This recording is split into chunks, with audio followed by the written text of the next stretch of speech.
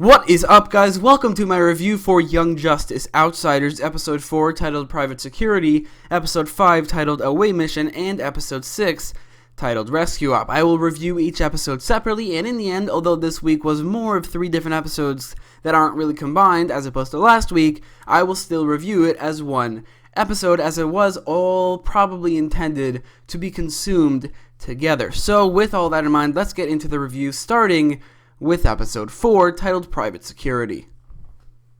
So, first of all, this episode kind of felt a little bit filler. I mean, really, the only thing that happened of any significance to the season, I think, is Nightwing being convinced that he needs to help the future outsiders of Brion and Halo, and I mean, they could have just done that in like 1, maybe 2 scenes. They didn't need an entire episode for that. So yeah, this episode is a little bit filler. That doesn't necessarily mean it's a bad episode. It's just that I don't really remember there being any much filler episodes in the previous seasons of Young Justice. Basically every episode there were side plots that might have been filler, but there was always something in the background that was happening that was very, very significant to the season. This time around, there wasn't really much of that until the end. Like, there was one scene that I mentioned a little earlier that was significant to the season, but the rest of the episode was basically filler. That being said, I did really enjoy this episode. The whole premise of the episode of Guardian, Red Arrow, and Arsenal, the 3 Roy Harpers, Arsenal being the original, and then Red Arrow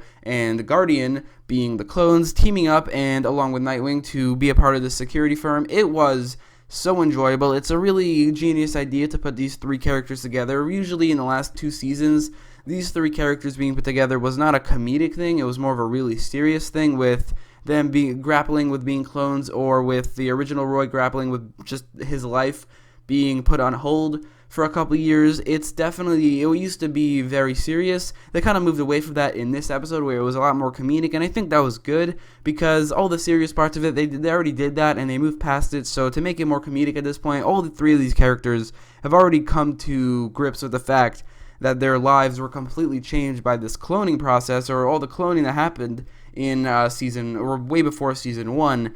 So I do like the comedic aspect of this, and I do think the comedic aspect was handled incredibly well. These 3 characters interacting together along with Nightwing was a lot of fun. There were other storylines, such as the one with Zatanna, Artemis, Halo, Dr. Fate, and Zatara, something that hasn't been addressed since season 1, which is Zatara being overtaken by Dr. Fate. They didn't address it in season 2, which I felt like they should have, but now in season 3, they are addressing it again with the fact that Dr. Fate took over Zatara's body, and now Dr. Fate, or Nabu, is letting Zatanna talk to Zatara once a year. I did like this quite a lot. I like the fact that they addressed it, and it was pretty emotional at the end. As for the flashbacks, in this episode they showed flashbacks to everything that happened after the ending of last episode. I didn't really feel like they fit in the episode. I think it would have been so much better if they put it at the beginning of the episode and then show the intro and then show the rest of the episode without ever cutting back. It did kind of take away from the episode whenever they cut back to the flashbacks. With all that being said, this episode was a lot of fun. The side storyline with Zatanna was pretty great, and although the flashbacks did take away a little bit, it wasn't really that much, so I will give this episode an 8.6 out of 10. Next up is Episode 5, titled Away Mission. This is the episode where we finally got to see, or we got to spend some time with the team, because I really don't think this season is doing enough with this team so far. 6 episodes in, we've only really spent time with them with this episode, and they aren't even the main focus of this episode. The main focus is Miss Martian and the conflict with her brother, and I really wish this season would spend a little bit more time on the team. Hopefully, in the next 20 episodes, they do.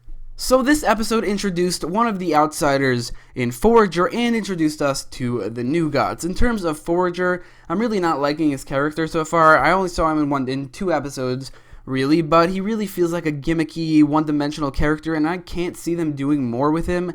Aside from that, he doesn't feel like a character, really. He feels like a Ben 10 alien or something, as to say that he has like this one power, and he doesn't really have much of a personality. It's just an avatar for Ben 10 to use. This is not Ben 10, this is Young Justice, and he's supposed to be a character. A part of the reason I might not like him is because he doesn't look like his comic book counterpart in the comics, and where I know him from in Justice League Unlimited, he's humanoid, and this is what he looks like, and he's not an actual bug. He just calls himself a bug, as to say he is beneath, literally and figuratively, the New Gods, and I like that character a lot more. This version of Forager, who's an actual bug, and I don't really see them doing much with this character in terms of being a good character.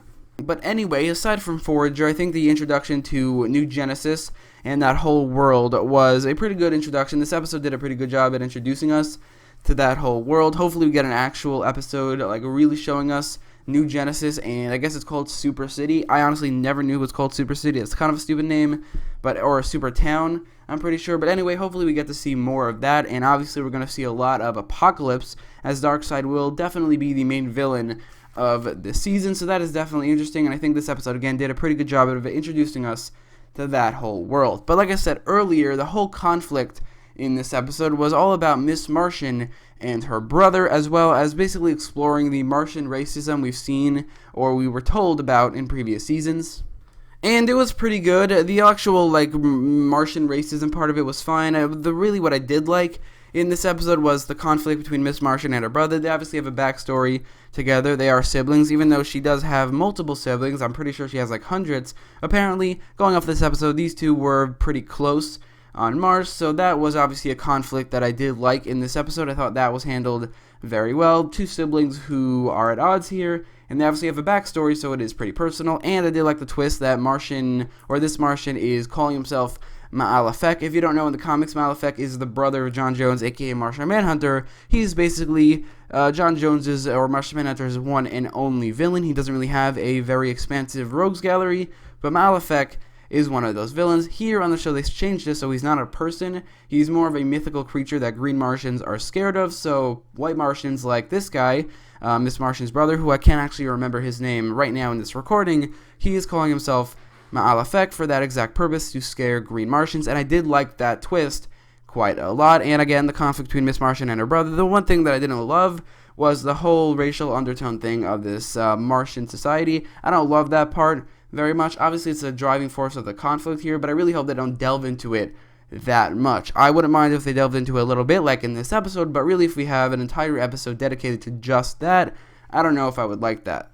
So in conclusion, this episode was easily the worst out of the three. Just like last week, the middle episode seems to be the worst out of the three. I didn't really like the introduction of Forager, and even though I didn't mention it, the side storyline with Geoforce and Halo did feel like they were kind of stretching a storyline out just a little bit, but it was cool seeing the team, even though they weren't really the focus of the season. And I did really like the conflict between Miss Martian and her brother, and the introduction to New Genesis was a pretty great introduction, so I will give this episode an 8.4 out of 10. Next up is episode 6, titled Rescue Op. The episode begins with a pretty great opening scene showing Black Spider, who is an assassin for the League of Shadows, trying to kill this guy, and then later a girl drops a boulder on the guy. Obviously, this is Tara Markov, who is going to become Terra. First of all, I love Black Spider. He's basically evil Spider-Man, like a parody of Spider-Man, but evil, and I like him quite a lot. He's even voiced by Josh Keaton, the same guy who voiced Spider-Man, in by far the best cartoon Spider-Man ever, the Spectacular Spider-Man, so I like that a lot. He did voice him in Season 1, but we haven't seen him since Season 1. But this scene also revealed that Terra is now with the League of Shadows, which was a great reveal. Like, when I saw her, I'm like, oh my god, that's Terra, because I really didn't expect them to show Terra so soon on the show, and I didn't expect them to show another character that I will talk about later in this review. So that was definitely a great beginning to the episode, and something that's revealed later in the episode is that Ra's al Ghul is no longer with the League of Shadows, and he's no longer the head of the League of Shadows, and it's left to basically a mystery to who the head of the League of Shadows is.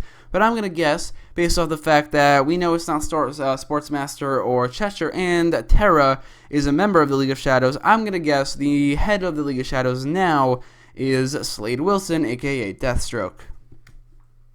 Another thing this episode revealed is that Barbara Gordon is paralyzed, and with Dick Grayson, they're basically a couple. I could have guessed that she was paralyzed based off the fact that she's obviously Oracle now, and no longer a Batgirl, and although I don't think we're going to see this on the show, we're definitely going to see how she got paralyzed, which is probably by the Joker in the tie-in comics, as currently in the new tie-in comics for this season, she is still Batgirl, while here she isn't. I do like the fact that she and Dick are together, and I'm going to guess the reason that Dick is keeping her a secret and not letting anybody know that she is talking to him or being Oracle is maybe because everyone thinks she is dead or something like that. I'm not really sure. Maybe she faked her death or something, or when she was shot without the Joker, everyone thought she died when it turns out she was just paralyzed. I don't know, but I think that's just my guess for why Nightwing is keeping her a secret.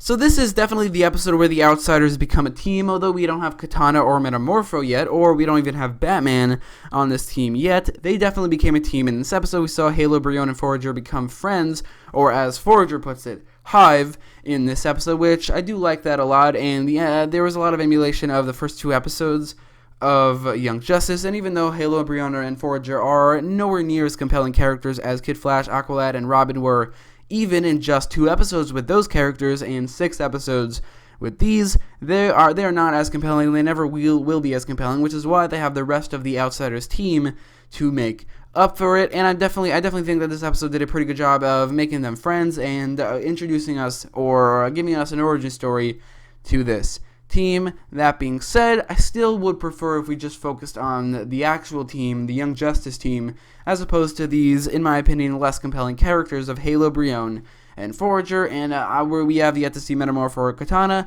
but I doubt they will be as interesting as the characters on the team, so we'll have to wait and see if this season turns out to be as good as 1 and 2, or even almost as good, even though it's focusing on these characters, which in my opinion are less compelling. But in this episode, they were at least slightly more compelling than usual. They became better friends, and they had an interesting connection and dynamic with the 3, so again, we'll have to wait and see. But one thing this episode did reveal, something huge, or really 2 things.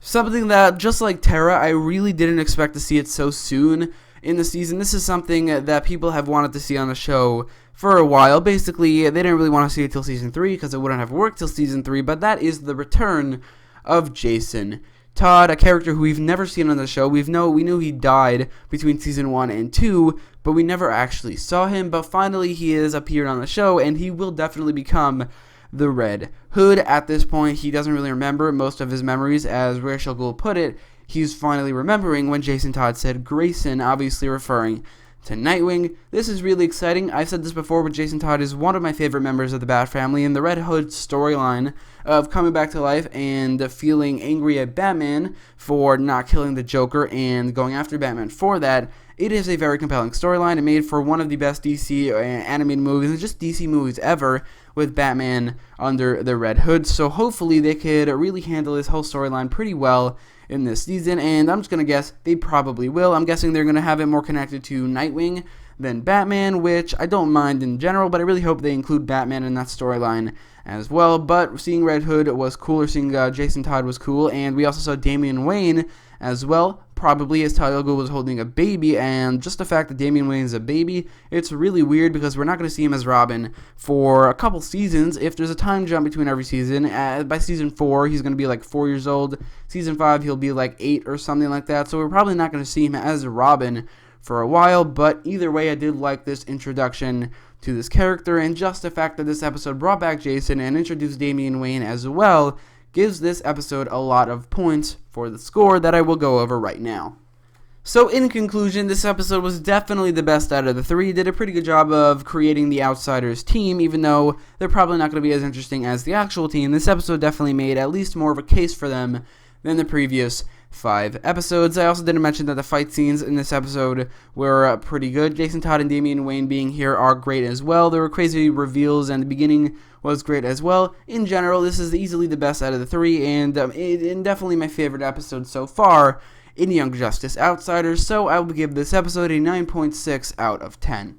In terms of the episode acting as one, it obviously doesn't really have that much connection. Like, episode 5 has a completely separate storyline, that the only connection it has to the episode 6 is that it introduces Forager, and it doesn't really have that much connection to episode 4 at all. That being said, I do think this episode was a little bit better than the previous episode, as it had a pretty great last 20 minutes to the episode, and although that is just me talking about the 6th episode, it is, again, part of the episode, and I do think episode 4 and 5, or the first 2/3 of this episode, did a pretty great job at really setting up episode 6. The first 20 minutes of this episode were a little bit filler, but if you get into episode 5, it introduces Forager, and it all ends up in episode 6 with a pretty great conclusion. So I do think if you put all 3 episodes as one instead of separating them, it actually turns out to be better then separating them and having them as separate episodes, as instead of episode 4 being completely filler, it is just 20 minutes of setup for the next 2/3 of the episode, or really the last 20 minutes of the episode, which I do like that a little bit more. So even though the average of this is actually 8.86,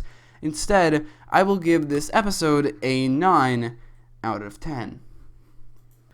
So anyway, let me know your thoughts in the comments down below, as well as in the poll in the top right corner of the video. And if you haven't seen my review from last week, that will also be in the top right corner of the video. I also made a video going over how I think Wally West should return this season. So if you want to see that video, a link will be in the top right corner of the video. And if you like this video, don't forget to leave a like, share, and subscribe. And thanks for watching.